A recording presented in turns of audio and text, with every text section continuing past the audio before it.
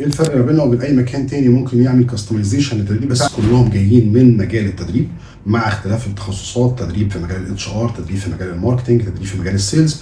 فدي نقطه قوه بالنسبه لنا، على عكس ممكن ناس تانية يكون عندهم التدريب، هم دخلوا المجال ده بعد ما خدوا خبره في السيلز بداوا يشتغلوا في التدريب، فهنا الموضوع ما بيكونش احسن حاجه. طيب النقطه الثانيه ان احنا بنشتغل التدريب زي ما الكتاب بيقول. يعني ايه؟ كتير جدا ممكن يجي لي ريكوست بتدريب ان انا عايز ادرب الموظفين اللي عندي على الكاستمر سيرفيس. طيب حضرتك بناء على ايه اخدت القرار ده؟ انا محتاج اقعد مع صاحب القرار عشان افهم ايه هي التبعيات اللي على اساسها قال انا محتاج تدريب كاستمر سيرفيس للموظفين اللي عندي.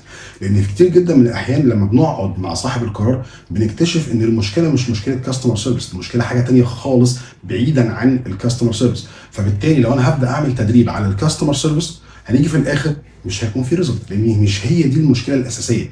فاحنا بنخش في تفاصيل المشكله اكتر عشان نعرف نحط ايدينا على المشكله الاساسيه اللي من خلالها نقدر نحط التدريب اللي يعالج المشكله دي بالشكل الصح، وهتكون فايده للشركات ان احنا عملنا لهم الخدمه بشكل مظبوط، وفايده احنا كمان لينا ان احنا قدرنا نقدم الخدمه اللي هم طالبينها.